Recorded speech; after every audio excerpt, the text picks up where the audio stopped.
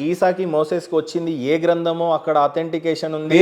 సంకల్ గుద్దుకోవడం అంటే మార్గభ్రష్టులు మీ మనసుకు అర్థమైంది, మీ మనసును అడగండి. నాకు చెప్పే అవసరం లేదు సార్, మీ మనసును అడగండి.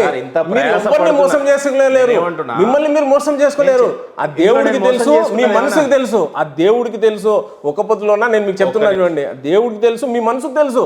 నేనేమంటున్నా, భయ్ పుస్తకాలు వచ్చాయి, మేము దానికి ఖురాన్ ఎట్లా, మేము ఖురాన్ నేను చెప్తుంది అదే సార్. ఖురాన్ మేము ఎట్లా, పండితులు పాస్టర్లు వాళ్ళ ఇష్టానికి కొన్ని గ్రంథాలు రాసి అది దేవుడి నుంచే వచ్చింది అని చెప్పేసి మోసం చేసి వాళ్ళ జేబులు నింపుకున్నారు. ఈ రోజు కూడా అదే జరుగుతుంది. మీరు హోమం చేయండి, మీకు ఇది అయిపోతుంది. వాళ్ళకు కూడా నేను చెప్తున్నా, అట్లా స్వలాభాల కోసము ముస్లిమ్స్ చేస్తున్నారు. ఇప్పుడు కరెక్ట్.